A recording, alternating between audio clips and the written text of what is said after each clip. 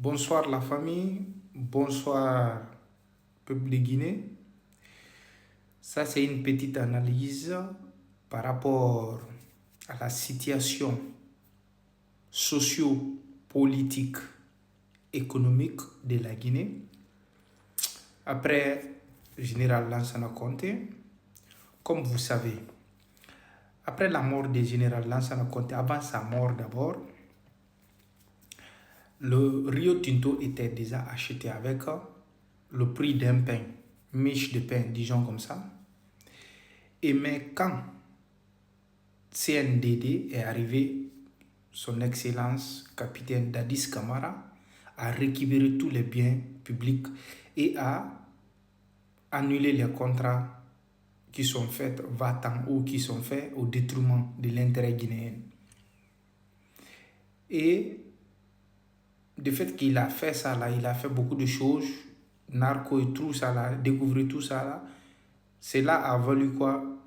Le prix, il a payé très cher parce qu'il a été exilé dans le pays. Et Sekouba, général, a pris son pouvoir. Et il a pu faire la transition et Alpha Condé est venu au pouvoir. Comme Alpha Condé est venu au pouvoir, à ce moment, les biens publics étaient récupérés et puis les contrats étaient annulés.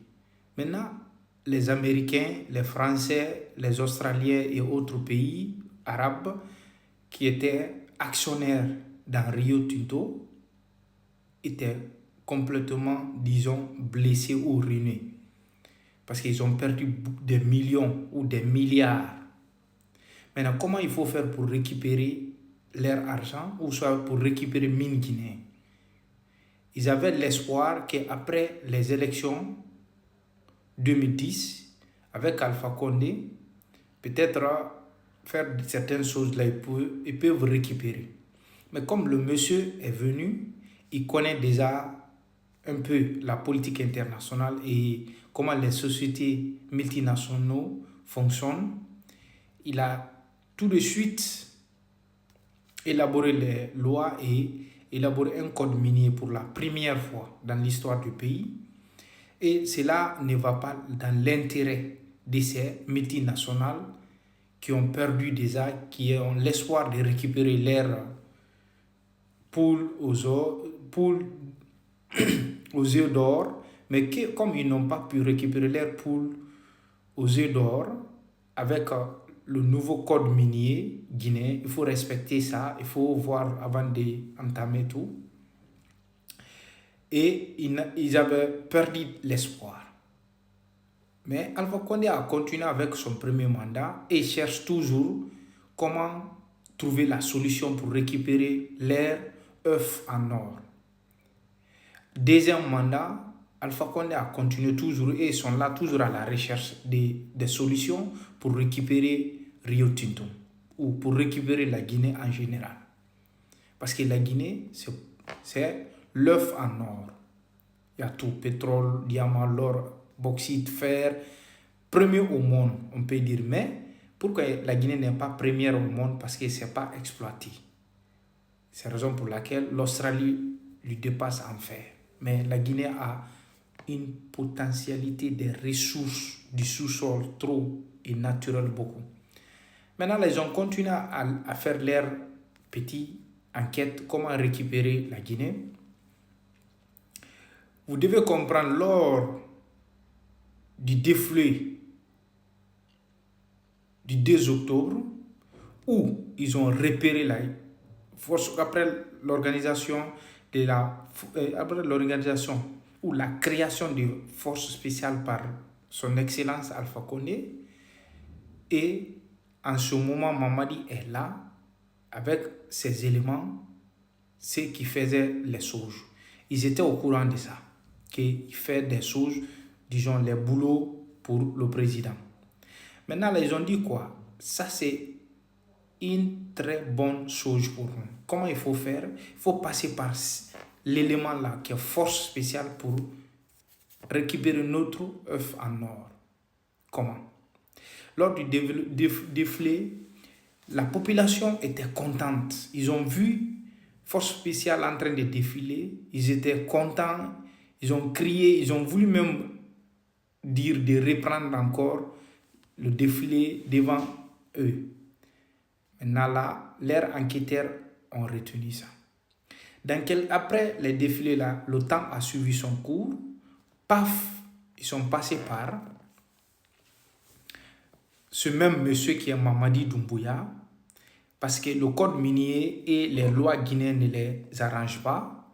Ils sont passés par Mamadi Doumbouya pour faire le coup d'État. Mais avant ça, comme ils ont vu, il y a un petit problème entre Mamadi et Alpha. Ils se sont servis de lui à travers quoi? À travers l'ambassade de la France, les ambassades Amérique qui ont élaboré ces choses-là avec les autres actionnaires du Rio Tinto pour faire le coup d'État contre Alpha Condé. Ils l'ont enlevé. Parce que Alpha Condé ne les arrange pas. Lorsqu'ils ont enlevé Alpha Condé, maintenant là, ils ont dit à Mamadi de faire ces discours-là, de trouver des mots pour trouver l'excuse du coup d'État en Guinée. Mais comme une population guinéenne très naïve, qui ne comprend pas, et ils se sont servis encore de cette pauvre population qui ont un peu de haine contre le président en place ou qui ne le veut pas. Après le coup d'État, directement, ils ont pris la route où on n'aime pas le président pour faire impliquer, pour masquer le coup d'État, pour dire que c'est la population qui a réclamé et puis on a fait, c'est fait. Mais ce sont les multinationaux, ce sont les grandes puissances qui sont derrière. Et ils se sont servis de cette pauvre population pour prévaloir coup d'État, et coup d'État a réussi et la population a accepté. Ils se sont résignés. Quand la population se sont résignés, il n'y a plus rien à faire. Ils ont l'espoir maintenant. Ils disent qu'on est libéré et d'où la création CNRD fera notre affaire. CNRD est créé, est mise en place. Leur convention est quoi? On va faire l'élection, on va donner le pouvoir à la population. Petit à petit, l'espoir devient l'illusion. Le délai s'approche. Rien n'est respecté. Qu'est-ce qu'il faut? Il faut commencer à faire les petites manifestations. Paf, paf, paf. Certaines personnes ont dit c'est un kidnappé ou porté disparu. La population, manifestation, les armes ou les équipements sont sur le terrain. La population a peur. Il n'y a plus maintenant de manifestations. Qu'est-ce qu'il faut faire? Nous qui avons réclamé la liberté et eux, on se résigne parce que c'est nous-mêmes qui avons provoqué notre désillusion. Il faut se résigner. Lors des défilés tout dernièrement 2024, ce que la population guinéenne n'a pas constaté, vous avez vu les armements, vous avez vu les voitures, vous avez vu tout ça là. Ce sont les armements des dernières générations américaines. Ce sont les matériels occidentaux.